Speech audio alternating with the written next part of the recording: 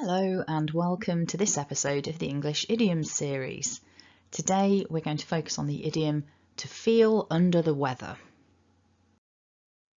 So as always, we'll look at the meaning with a dictionary definition, we'll focus on some interesting pronunciation features and then have a couple of examples of this idiom being used in sentences.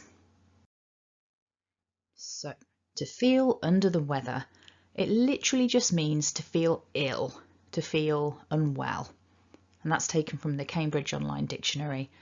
So if I feel under the weather, if I say to you, oh gosh, I feel really under the weather today, it means I don't feel very well, I'm not feeling healthy or my usual self.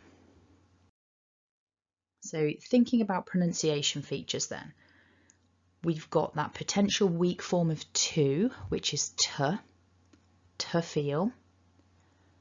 And then because feel ends with a consonant and under begins with a vowel sound, we can link those together. Feel under. It's almost like the L jumps across and joins itself to the beginning of the next word. Feel under. So repeat after me. To feel under. Good. Then, because the word weather begins with a consonant sound, we can use the weak form of the word the. So the weak form of the is the. So it's much more natural to say the weather. If I said the weather, it would sound like I'm stressing it.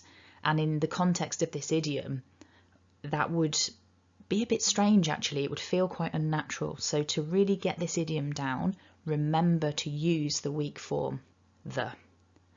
So repeat after me, the weather. So let's join it all together. I'll say the idiom fairly quickly and I want you to try and repeat it, copying the pattern that you hear.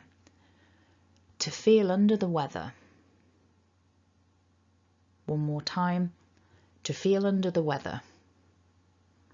Remember, it means not very well. So let's have a look at a couple of examples. So the first one then. I've been feeling under the weather all week. So we've got that I've been feeling, which is a contractive form of I have been feeling. I've been feeling under the weather all week. So the under the weather bit doesn't change. The way I let you know when I'm talking about is by changing the beginning. So we've switched that to be under the weather for I've been feeling. And I've got this continuous form here to show you that this is ongoing. So we don't know what day it is in the week, but if I say that to you, I've been feeling under the weather all week, it's definitely not the beginning of the week. We're at least in the middle and I've not been feeling great. And I'm using the continuous to emphasize that, like, ugh, gosh, when am I going to feel well again? Number 2, she always feels under the weather at this time of year. So this is a bit different. We're talking about a third person and we've got always feels, which tells me that this is a repeated habitual type action. She feels is in the present and we often use that present to talk about habits, but by adding the word always, I'm emphasizing that. So you can imagine with sentence 2, maybe it's in the UK, for example, it's the middle of January, it's cold, it's grey, Christmas and New Year have happened, and we get that kind of weird feeling in January. Lots of people feel that January is a bit of a depressing month, and consequently they might feel under the weather. So she always feels under the weather at this time of year would be a thing I could say about my friend who always feels a bit ill, a bit run down at this time of year. So over to you. Have a think about this idiom, to be or to feel under the weather, and create your own example.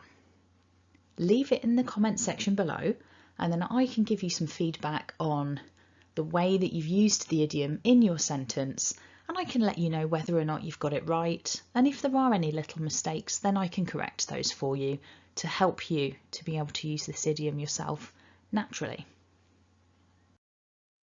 So I hope you found that useful. If you did, go ahead and hit like, and don't forget to subscribe.